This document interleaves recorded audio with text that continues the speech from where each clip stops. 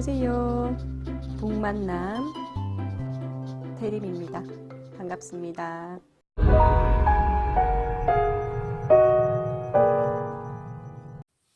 반갑습니다. 북만남 태림입니다.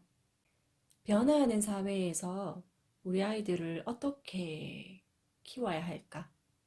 미래를 이끌어 나갈 인재를 어떻게 가르쳐야 할까? 고민하고 있다가 12발자국이라는 책을 읽었습니다. 정재승 교수가 지은 책이고요. 정재승 교수는 요즘에 텔레비에 좀 많이 나오셔서 유명하신데 뇌를 연구하는 물리학자 카이스트에 계시고요. 책도 정말 많이 쓰셨어요. 정재승 교수의 책을 읽으면, 저는 정재승 교수의 책들을 좀 많이 읽었는데, 책을 읽으면 정말 쉽게 글들을 잘 읽기 편하게 술술 읽히게끔 참 잘 글을 잘 쓰시는 분이세요. 정재승의 과학 콘서트 같은 경우에는 나온 지가 꽤 좀 오래되었지만 정말 한번 읽어 보셨으면 좋겠어요. 아이들도 많이 읽었으면 권하는 책입니다. 이 프롤로그를 보다가 제가 머리를 한 대 탁 맞은 듯한 그런 글이 있어서 일단 이 책을 가지고 왔습니다. 2004년 7월 9일 출퇴근 차량으로 번잡한 미국 캘리포니아 실리콘밸리의 101번 고속도로에 흥미로운 광고판 몇 개가 세워졌습니다. 이 광고판에는 광고를 낸 회사 이름도 홍보를 하려는 제품명이나 이미지도 근사한 광고 모델의 환한 미소도 담겨 있지 않았습니다. 하얀 바탕에는 다음과 같은 문장 하나만 적혀 있었습니다. 보이세요? 이렇게 광고판에 이렇게 쓰여 있었다는 거예요. 필기체로 이는 오일러수를 뜻합니다. 오일러수가 이렇게 나와 있고 앞에 이렇게 수학 문제가 쭉 있는 거죠. 그리고 .com 수학 문제가 광고판에 이제 있었던 거예요. 근데 이 문구가 뭘 뜻하는지 제대로 이해한 운전자는 많지 않았을 것입니다. 하지만 그들 중에는 이 문구를 이해했을 뿐 아니라 과연 정답이 무엇인지 무척 궁금해한 이들도 있었을 겁니다. 그래서 대학생이라면 학교에 가서, 직장인이라면 출근해서, 회사에 가서 인터넷에 이 답을 검색해 보았고요. 안타깝게도 인터넷에는 이 답이 나와 있지 않고 대부분 그냥 사람들은 자신의 일자리로 돌아갔을 수도 있습니다. 하지만 뭐지? 이게 도대체 뭘까? 너무 궁금해! 라고 하면서 수업이 들어오지 않고 일이 손에 안 잡히는 사람들도 있었다는 거죠. 그럼 이 문제를 가지고 풀어보는 거죠. 문제를 풀면 이런 자신의 호기심을 스스로 해결해야만 직성이 풀리는 성격의 사람들은 이 문제를 풀기 위해서는 컴퓨터 프로그래밍 언어가 있어야 된다고 합니다. 컴퓨터 프로그래밍 언어로 간단한 프로그램을 짜야지만 이 오일러 숫자를 발생시켜서 10자리 숫자를 읽게 되고요. 이런 루틴을 만들고 나면 숫자가 이렇게 나온답니다. 이렇게 숫자가 나오고 7, 4, 2, 7, 4, 6, 6, 3, 9, 1이라는 답이 나오게 되면 그 다음에 7, 4, 2, 7, 4, 6, 6, 3, 9, 1.com 이라는 웹사이트 주소를 이제 얻게 되는 거죠. 이렇게 들어가면 뭐가 나올까요? Congratulation이라는 메시지와 함께 또다시 두 가지의 문제가 나왔답니다. 이 사이트와 이 사이트로 로그인하세요라고 뜨고는 단 패스워드는 다음 문제의 정답입니다 라고 하면서 또 하나의 문제가 더 나온 거예요. 또 하나의 문제가. 광고판에 떠있는 그 수학 문제를 풀어가지고 컴퓨터 프로그래밍을 해서 나온 숫자를 가지고 들어갔더니 또다시 수학 문제가 하나 더 나온 거예요. 그래서 이제 또 두 번째 문제를 풀고 났더니 이제 이런 숫자가 더 구해지는 거죠. 이 숫자로 해서 또다시 사이트에 접속을 하게 되면 이게 비밀번호였으니까 패스워드를 했으니까 들어가면 이제는 또 Congratulation이라고 하면서 무엇이 나왔을까요? 구글 채용 사이트로 접속했다고 합니다. 이렇게 2004년부터 2005년까지 15,000명의 직원을 뽑았다고 하는데요. 그 중에서 사용했던 하나의 채용 방식이라고 합니다. 제가 또 최근에 읽었던 책 중에 최성애 박사와 조벽 교수를 참 좋아하거든요. 최성애 박사와 조벽 교수의 정서적 금수저, 정서적 흑수저란 최근의 책을 읽었는데요. 이것도 곧 리뷰하겠습니다. 여기에 나오는 부분 중에 어떤 부분이 있냐면 옛날에 부모님들은 정말 먹고 살기가 너무 힘들어서 내 자식을 잘 먹이고 싶다. 싶다라는 세대가 있었고요. 그 다음에는 옷 한 번 실컷 사 입었으면 좋겠다 해서 내 자식을 잘 입히고 싶다 세대. 그 다음에는 공부 못한 게 한이 되는 거예요. 나는 정말 책도 제대로 못 사봤고 문제집도 제대로 못 사봤고 학원도 제대로 못 사봤다. 교육 못 받았다. 이제 나는 잘 교육시키고 싶다라고 이제 부모가 원하는 것이 이렇게 넘어간다라는 표현이 되어 있던데 요즘엔 정말 우리는 자식들을 잘 교육시키고 싶잖아요. 저 역시도 지금 오늘의 이야기를 얘기할 때 나왔던 것이 어떻게 우리 아이들을 교육시킬 건가, 어떻게 가르칠 건가를 얘기했다 그랬잖아요. 어떻게 교육시켜야 할까요? 지금 자식이 하나 아니면 둘, 뭐 많으면 셋, 원 없이 공부해라. 너는 아무것도 하지 말고 공부만 잘해라. 엄마가 나머지는 다 해줄게. 헬리콥터맘이라는 뭐 그런 얘기도 나올 만큼 아이들을 정말 공부만 하게끔 키우고 있는 부모님들도 많잖아요. 근데 그렇게 공부를 해서 좋은 대학을 가고 좋은 과를 나온다 할지라도 일자리가 또 많이 없잖아요.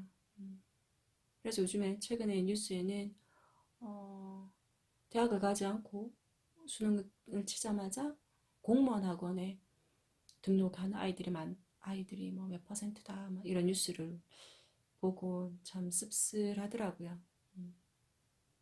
공무원이 필요 없다는 건 아니지만 모든 아이들이 좋은 대학을 나와서 고시 준비를 하고 공무원 준비를 하고 안정적인 직장이긴 하지만 우리의 유능한 인재들이 그렇게 다 흘러가는 것은 이과로 가면은 다 의사로 키우고 싶고 문과로 가면 교사나 공무원으로 키우고 싶어하는 부모님을 생각하면 여러 가지 생각을 하게 진짜 되더라고요. 그래서 지금 여기 정재승 교수의 12발자국의 프롤로그에 나오는 이것을 보고 어떤 아이 어떻게 인재를 길러야 할까? 어떻게 인재를 길러야 할까? 여기서 일단 구글에서 찾고자 했던 아이들은 어떤 아이들이었냐면 지적 호기심, 세상에 관심을 가지고 어떠한 문제를 스스로 풀어나가는 그런 사람을 찾는 거였거든요. 호모사피엔스에서 김태훈 씨 이야기를 했었는데 김태훈 씨 역시도 스스로 그냥 컴퓨터 프로그램을 애플에서 공개하지 않은 그런 소스들을 막 풀어가지고 웹사이트에 올리다가 그쪽에서 연락이 와서 너랑 같이 일해보고 싶어 라고 하는 것처럼 어떻게 키워야 할까를 고민합니다. 어떻게 키워야 할까요? 우리 아이를 어떤 아이로 키워야 할까요? 그래서 제가 가지고 온 책은 글로벌 인재 학습법이란 책을 가지고 왔습니다. 조정주 님이 지으신 책이고요. 여기서는 이제 글로벌 인재를 원한다. 지금 세상은 글로벌 인재를 원한다. 선진 교육에서 우리 교육의 답을 찾자. 그리고 글로벌 인재로 키우는 10가지 성공이라고 해서 이야기가 나오고 있습니다. 조금 읽어볼게요. 세상은 빠르게 변하고 있다. 인터넷이 시작된 이후로 세계는 이미 하나의 공간이 되었다. 게다가 국가 간의 교류와 이동이 빠르고 활발해지면서 생활 방식과 문화 양식도 큰 변화가 일어나고 있다. 이 말은 곧 우리 아이들은 앞으로 다른 나라의 사람들과 네트워크를 형성하고 다른 나라의 사람들과 정보를 공유하며 다른 나라의 사람들과 경쟁하게 될 것이라는 사실을 보여준다. 네. 우리나라에 진출한 외국계 회사에 몸을 담으면서 전 세계의 인재들과 경쟁하게 될 것이다 라고 이야기를 하면서 책은 시작합니다. 제가 최근에 저희 학교에 서울대를 입학한 친구들과 인터뷰를 하고 있는데요. 그 친구들이 참 책을 많이 읽었더라고요. 어렸을 때 독서를 참 많이 했더라고요. 독서를. 그리고 독서를 할 수밖에 없었던 환경들이었다라고 표현을 하던데 부모님이 참 책을 많이 읽으셨더라고요. 근데 여기서도 그런 말이 나옵니다. 온 가족이 책을 읽는 독서 강국. 저는 스스로 책을 읽는 아이가 미래를 이끌어갈 인재라고 생각을 하거든요. 핀란드 이야기를 하고 있습니다. 핀란드의 가족들이 여름을 나는 코티지라고 해서 이제 나오는데요. 핀란드에 가면 이제 모든 가족에게 여기 나와 있는데 핀란드는 여름방학이 2달이 넘는다. 아이들은 방학 기간에 거리에는 차도 별로 없다. 여름방학 동안 아이들을 위한 여름 캠프도 거의 없다. 그들은 모두 어디로 떠나냐면요. 자연으로 떠납니다. 대부분의 핀란드의 사람들은 호숫가나 숲이 있는 곳에 코티지라고 불리는 그런 집이 있고요. 이런 집에서 여름방학 내내 온 가족이 함께 지낸다라고 표현됩니다. 근데 이 코티지라는 별장은 부자만 가질 수 있는 게 아니고요. 정말 작은, 여기 보이죠? 정말 작은 통나무 집이기 때문에 핀란드 사람들은 많이 가지고 있다라고 합니다. 이 작은 코티지에는 전기시설을 만들지 않는데요. 저는 이 말을 듣고 2달 동안 전기시설이 없는 곳에서 살 수 있다. 전기시설이 없으면 참 불편할 것 같아요. 하지만 디지털 디톡스라고 들어보셨죠? 자연스럽게 디지털 디톡스가 될 것 같아요. 우리가 과학이 주는 편리함이 있지만 자발적으로 불편함을 선택했을 때 우리가 얻는 것들도 참 많다고 생각이 들거든요. 그래서 핀란드 사람들은 이 2달 동안 코티지에서 전기시설이 없는 이 코티지에서 2달을 보내면서 자연의 소중함을 느낀다라고 되어 있습니다. 자연을 즐기고 자연 안에서 숨쉬고 자연에 대한 감사함을 느끼는 거죠. 전기시설이 없는 코티지에서. 자연의 소중함을 인식하고 자연을 잘 보존해야 되겠다라는 그런 생각을 가질 수 있다고 저자는 이야기합니다. 그 다음에 핀란드에서 학부모가 참여하는 스포츠 봉사활동.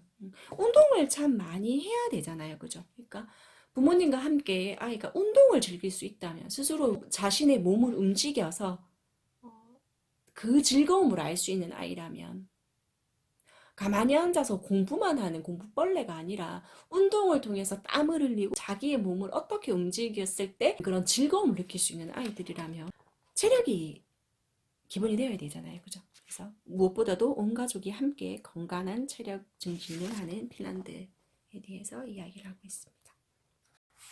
그리고 자기 통제력을 길러주는 미국의 가정교육에 대해서 이야기하고 있어요.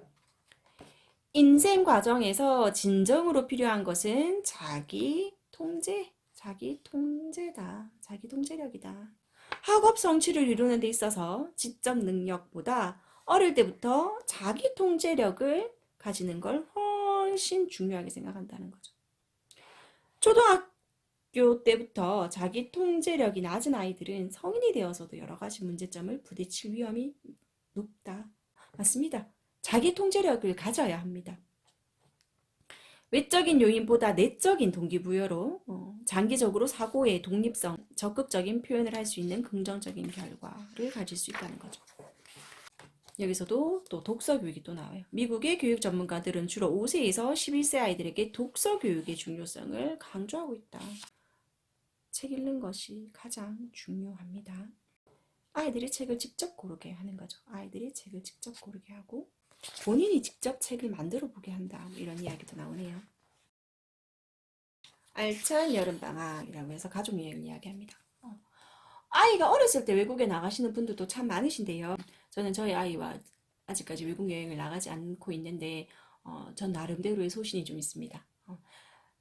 많이 배울 수 있는 그런 기회를 제공해 주는 것으로 삶의 큰 배움이 여행이라고 생각하는데요. 저는 아이가 조금 컸을 때 저는 사실 여행을 좀 많이 아껴 두었다가 그 여행에 가서 아이와 참 많은 대화를 나누려고 여행을 지금 참 많이 아껴두고 있습니다.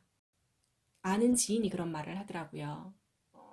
아들이 사춘기가 되었을 때 자기는 더 열심히 여행을 갔다. 이유는 사춘기가 되었을 때 아이와 이야기 나누는 게 참 쉽지 않다는 말씀을 하시더라고요. 그리고 외국에 갔을 때, 언어가 잘 통하지 않는 곳에 갔을 때 여행을 통해서 가족끼리 똘똘 뭉치게 되고 참 많은 이야기를 나눌 수 있어서 그땐 자기는 너무 소중하고 그러기 위해서 열심히 돈을 벌고 또 여행을 간다라고 이야기를 하는 걸 듣고 저도 그러고 싶어서요. 네. 어렸을 때 지금 여행을 가는 것도 참 중요하겠지만 그 소중한 것을 저는 조금 미뤄두고 있습니다. 여기서도 가족여행을 이야기합니다. 가족여행. 저도 가족여행을 참 많이 다니고는 있지만 외국 여행은 아직 아껴두고 있다는 말을 들을 했고요. 상상력과 창의력과 상상력을 중요시 여기는 프랑스 교육. 사실 프랑스는 예술의 나라, 문화의 나라잖아요. 그죠? 그래서 그 상상력이 저는 미래를 이끌어가는 가장 큰 원동력이 된다라고 생각을 하는데, 그럼 어떻게 하면 상상력을 길러줄 수 있을까요? 여기서는 미술 교육을 이야기하고 있습니다. 미술 교육. 그래서 저는 여러분들의 집엔 어떻게 되어 있는지 모르겠는데, 상상력을 발휘할 수 있는 그런 미술, 그런 예술의 능력 가능하도록 집에 그림을 그릴 수 있는 공간을 좀 마련해 두셨으면 좋겠어요. 그러니까 그림을 그리고 싶을 때 마음대로 그림을 그릴 수 있도록. 저는 좀 안타까운 게 우리나라에서는 그런 미술 교육마저도 학원에 보내버리는 것. 학원에서 상을 잘 타기 위해, 성적을 잘 따기 위해 그런 방법을 배우는 것이 좀 안타깝다라고 생각해요. 내가 그리고 싶은 것을 어떠한 방법을 구현하지 않고 마음대로 표현해낼 수 있는 그것이 저는 상상력이라고 생각을 하거든요. 상상력을 키워낼 수 있는 능력이라고 생각합니다. 그 다음에 프랑스에서는 엄격한 자녀교육. 프랑스는 공공장소에서 아이들이 시끄럽게 떠들거나 투정 부리는 모습을 보기는 드물다라고 되어 있는데, 프랑스 부모들은 끊임없이 아이에게 이야기하면서 가정학에서 엄격한 예절 교육을 시킨다라는 표현이 나옵니다. 아이가 조금이라도 남에게 피해를 입힐 것 같으면 강제로 제재한다. 사실은 가정교육의 중요함, 지켜야 하는 선. 그러니까 프랑스 교육 같은 경우에는 저희 생각은 이렇게 선을 정확하게 그어줘야 된다고 생각해요. 아이에게 선을 정확하게 그어주고 이 안에서 아이가 자유롭게, 이 안에서 아이가 자유롭게 자기 원하는 것을 할 수 있는, 명확하게 선을 그어주고요. 이걸 넘어서는 안 된다는 그 틀을 사실은 더 넓게 해주면 더 좋을 것 같고, 이 안에서 아이가 자유롭게 행동할 수 있도록 해 주어야 한다라고 생각합니다. 이것도 자기 컨트롤이겠죠, 그죠? 자, 이렇게 이야기를 해봤습니다. 글로벌 인재학습법에서 제시하고 있는 다른 나라의 이야기를 통해서 핀란드의 독서교육과 프랑스의 엄격한 가정교육에 대해서 이야기를 해보았고요. 자, 이제부터는 글로벌 인재로 키우는 성공 열쇠 10가지. 그 10가지가 뭘까요? 지금부터 이야기 한번 해보겠습니다. 첫 번째, 자신감 있는 아이로 키워라. 자신감. 스스로를 신뢰하는 힘. 스스로를 신뢰할 수 있는 힘. 괜찮아, 난 할 수 있어. 괜찮아, 난 날 믿어. 라고 할 수 있는 그것. 두 번째, 스스로 동기부여하는 아이로 키워라. 자기 주도적인 아이죠. 스스로 동기부여입니다. 스스로 동기부여. 자기가 자신의 삶에서 주도성을 가진 아이, 자신의 삶이 자신이 주인공이 될 수 있는 그런 아이로 키워야 하겠죠. 사회성 있는 아이로 키워라. 다양한 사람과 더불어 살아갈 수 있는 힘이 저는 미래 사회에서 더 중요하다고 생각합니다. 성공하는 사람과 성공하지 못하는 사람의 아주 작은 차이는요, 내가 사회에 긍정적인 영향을 끼치고 함께 윈윈하느냐, 함께 승승을 꿈꾸느냐, 그렇지 않느냐의 차이예요. 그래서 사회성 있는 아이로 키워야 합니다. 창의력 있는 아이로 키워라. 미래를 살아가는데 큰 힘이 되는 게 상상력입니다. 상상력. 그리고 창의력을 키울 수 있는 가정 환경을 만드는 건 어떤 거냐 하면요, 창의성은 호기심입니다. 호기심. 호기심을 유발할 수 있는 환경을 만들어 주어라. 말, 글, 미술 작품을 통해서 자신의 생각을 표현하도록 하여라. 비판적 사고를 하는 아이로 키워라. 문제를 정확하게 분석할 수 있는 아이로 키워라. 비판력을 그럼 어떻게 키우느냐? 비판적 사고는 기본이 독서입니다. 독서. 정말 책을 읽는 아이는 미래를 이끌어갈 수 있는 아이입니다. 비판적인 사고를 할 수 있는 아이들은 독서가 밑에 탄탄하게 뿌리내려 있어야 합니다. 자신이 모르는 것이 무엇이고 자신이 이것을 문제를 해결하려면 어떠한 책을 찾아야 하는지를 안다면, 도서관에 가서 그 책을 찾아볼 수 있다면 그 아이는 어떤 문제든 해결할 수 있습니다. 자신의 의견을 설득력 있게 표현하는 능력을 가진 아이로 키워라. 자신의 생각을 말과 글로 표현할 수 있는 아이로 키워라. 글쓰기. 글쓰기 참 중요합니다. 그죠? 글쓰기를 재미있게 쓰도록 해야 되고요. 글쓰기 연습을 계속 시켜야 합니다. 여기서는 뭐라고 이야기하냐면 일기 쓰는 걸 넘어서서요, 저널을 써라 라고 표현하고 있거든요. 어떤 사실, 어떤 사건, 어떤 토픽에 대해서 본인의 생각을 주장할 수 있는 아이로 키워야 할 것입니다. 세상을 바라보는 능력을 가진 아이로 키워라. 올바른 판단을 할 수 있는 힘을 길러라. 근데 그렇게 하려면 가족 간의 대화가 필수입니다. 자기 관리를 잘하는 아이로 키워라. 어릴 때부터 키워야 하는 것이 자기 관리입니다.